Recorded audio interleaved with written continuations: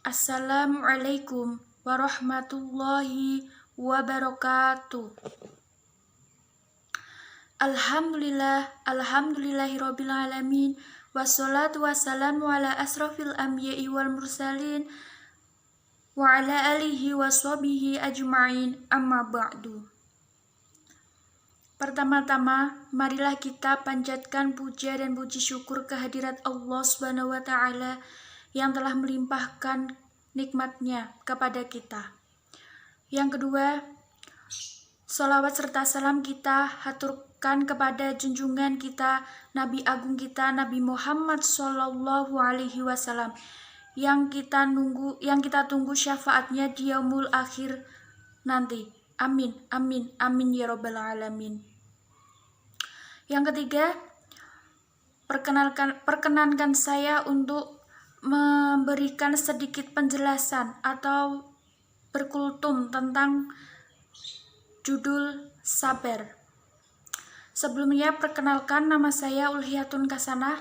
Saya dari Perbankan Syariah 2D dengan NIM 63010200117. Jadi di sini saya akan menjelaskan sedikit atau berkultum tentang yang bertema sabar. Sabar adalah suatu sikap menahan emosi dan keinginan serta bertahan dalam situasi sulit dengan tidak mengeluh. Sabar merupakan kemampuan mengendalikan diri yang juga dipandang sebagai sikap yang mempunyai nilai tinggi dan mencerminkan kekokohan jiwa bagi seseorang yang memiliki sikap sabar tersebut.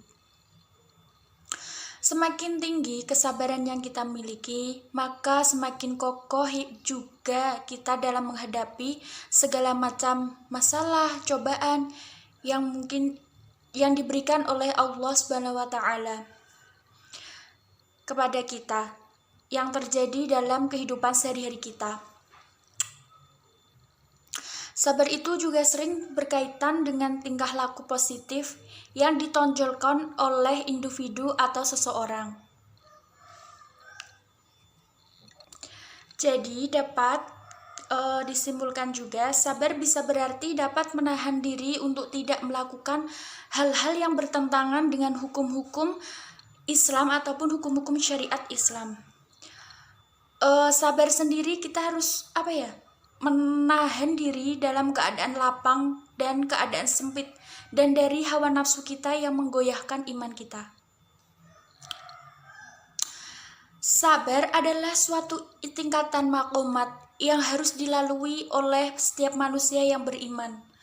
Manusia yang ingin berada dalam jalan Allah Subhanahu wa Ta'ala akan melalui jalan tersebut dengan sabar. Allah Subhanahu wa Ta'ala berfirman dalam Al-Qur'an, wa'atillahu wa rasulahu wa la tanaza'u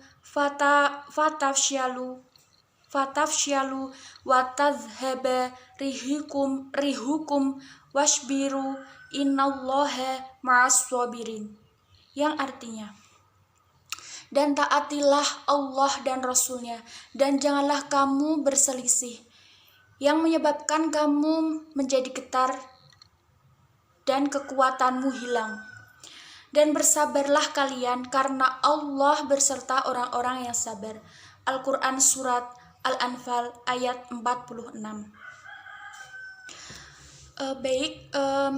Saking pentingnya sabar itu bagi setiap manusia, Allah itu menyebut kata sabar dalam Al-Quran itu sebanyak 70 kali.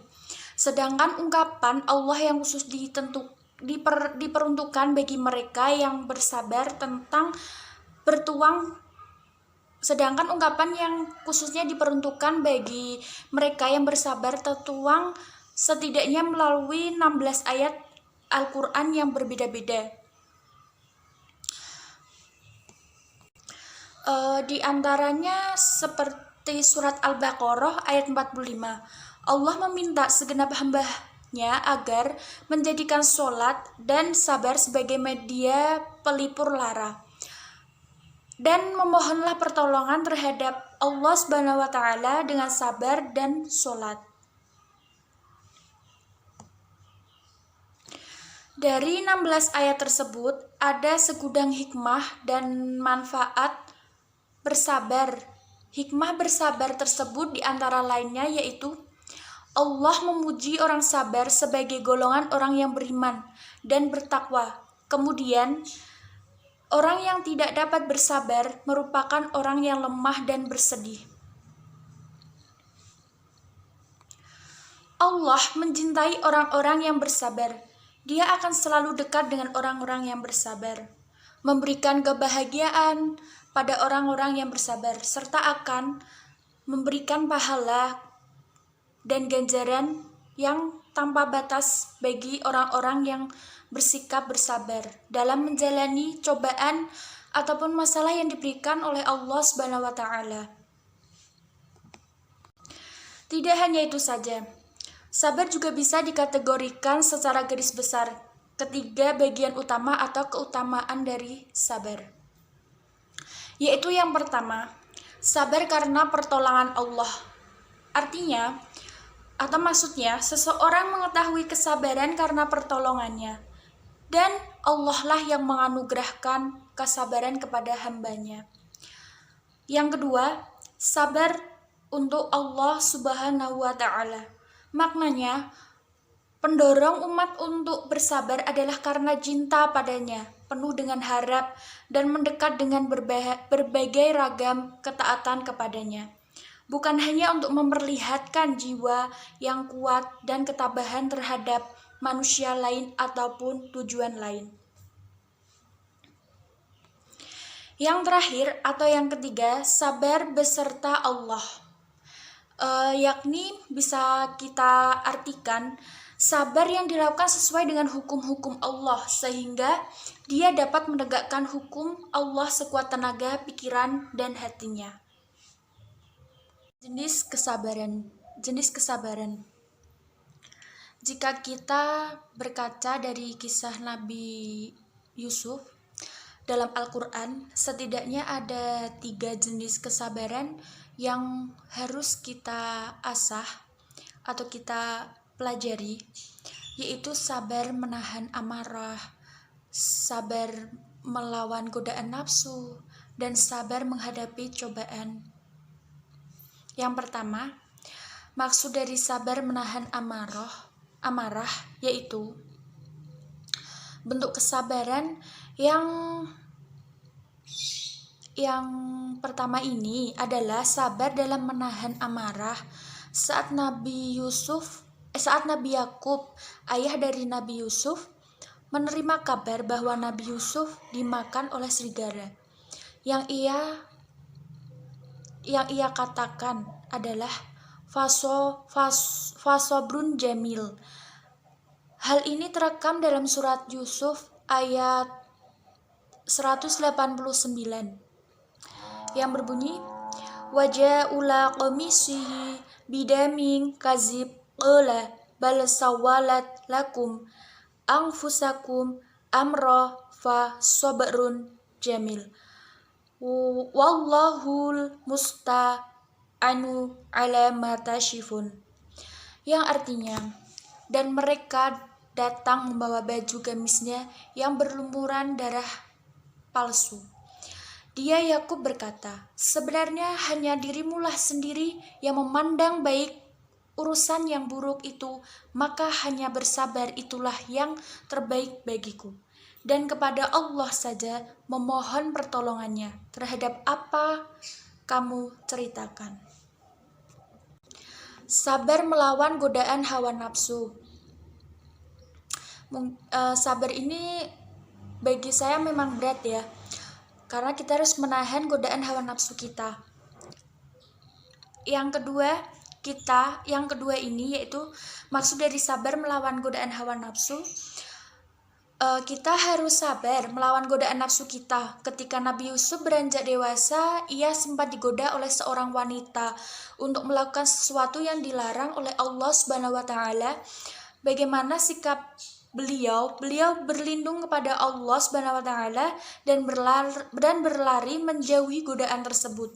Dalam surat Yusuf ayat 23 Allah menceritakan kisah ini yang berbunyi, ya rawadat hullati huwa fi baitiha an nafsihi wa golaqatil abwaba wa qalat haita la qala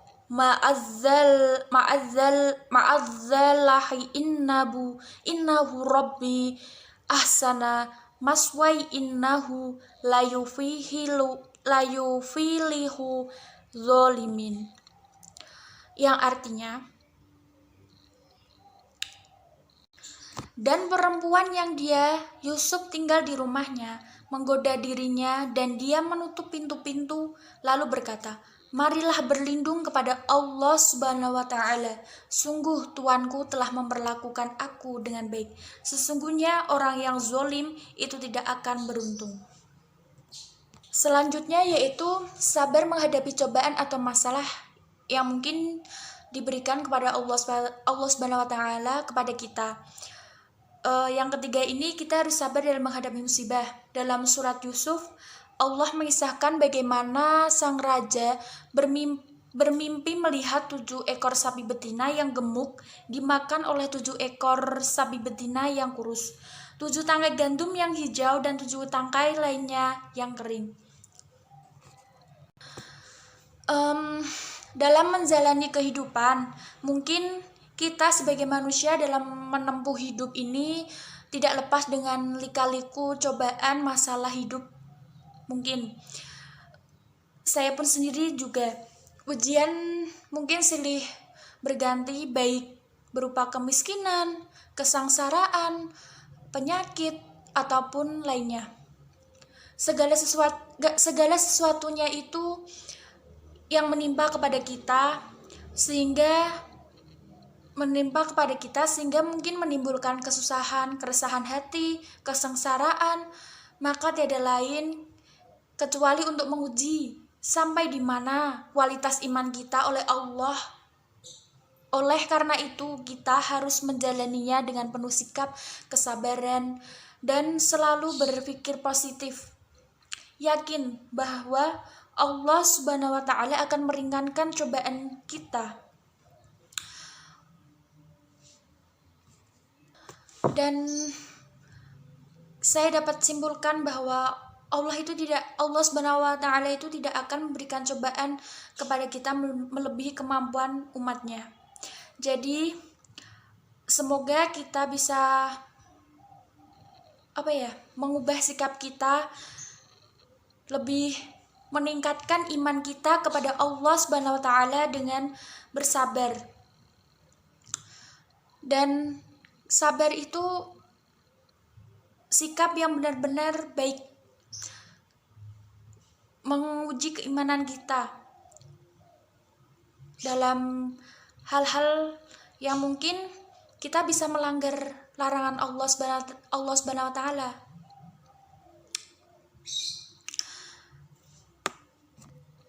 Demikian kultum yang berjudul sabar yang bisa saya sampaikan pada kesempatan hari ini, dan semoga yang saya sampaikan tersebut dapat bermanfaat bagi kita semua dan kita dapat mengaplikasikannya dalam kehidupan sehari-hari kita. Amin. Kurang lebihnya saya mohon maaf, karena yang benar datangnya hanya dari Allah Subhanahu wa taala, karena Allah lah yang maha benar, dan yang salah, hilaf atau keliru itu datangnya dari saya pribadi sebagai manusia biasa yang tidak pernah luput dari salah, hilaf dan dosa. Akhirul kalam, wabillahi taufik wal hidayah. Wassalamualaikum warahmatullahi wabarakatuh. Terima kasih.